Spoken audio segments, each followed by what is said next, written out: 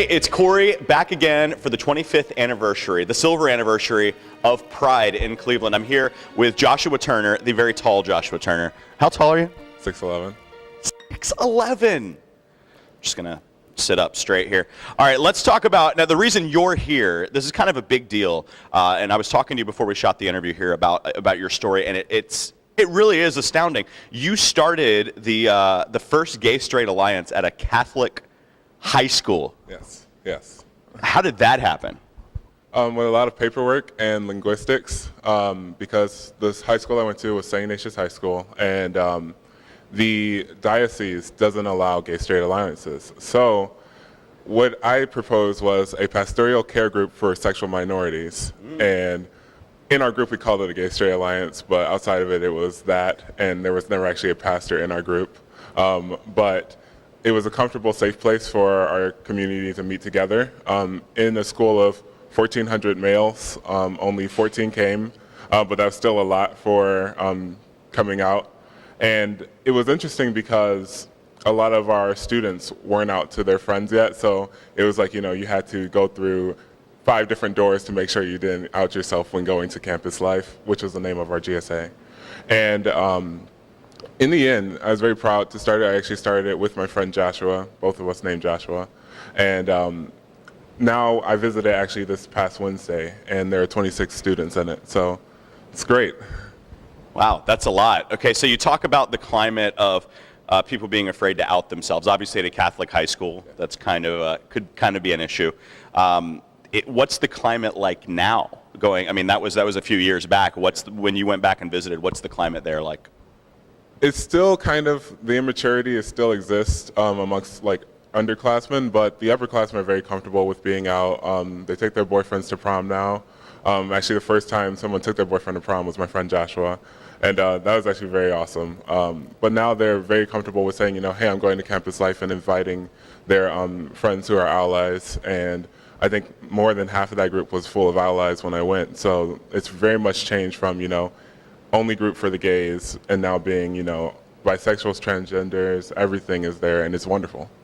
So it's a real gay-straight alliance now. Yeah. So Joshua, now you go to Hiram College. Correct. And you have gone from starting an unofficial gay-straight alliance at St. Ignatius to being the president of an official gay-straight alliance at your college. How did that come to be?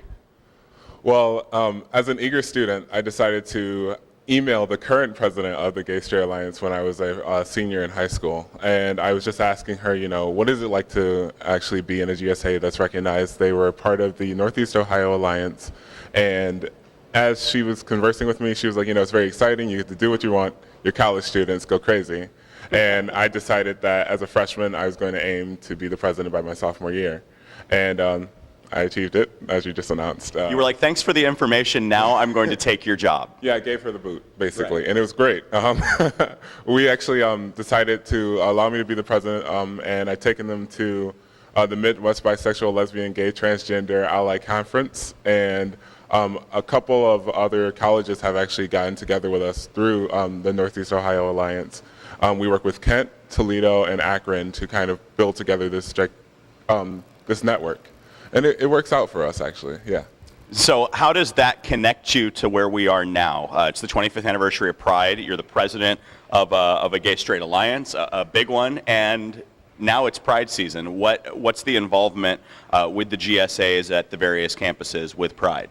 Well, Kent actually always volunteers at the different Prides that we've had these couple of years, and they've invited Hiram to join them, and we have, and I went to my first Pride when I was 16 years old, so 4 years ago, but it was actually quite the experience.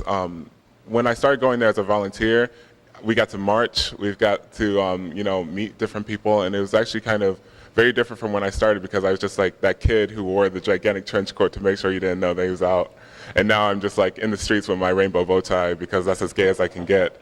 But it was now being involved. It's changed my perspective, like my perception of the LGBT community, because it's now I feel like I can change something in it, and that's why I feel like I'm called to kind of be part of the movement and do what I need to do, even though it's decreasing, if you will.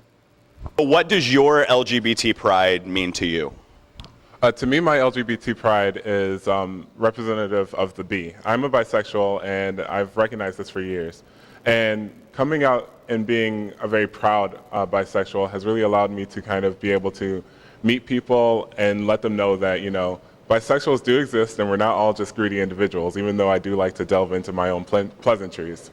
But my pride means to me fighting for what I believe in, expressing my sexuality, and being who I want to be regardless of other characteristics I have. So as a religious person, I'm still a proud bisexual. As a student, I'm still a proud bisexual, and so on and so on. Well, you definitely have made a difference. And just one last fun question. Will we see you at Pride this year? Of course. Again, Corey, for the 25th anniversary of Pride with Joshua Turner.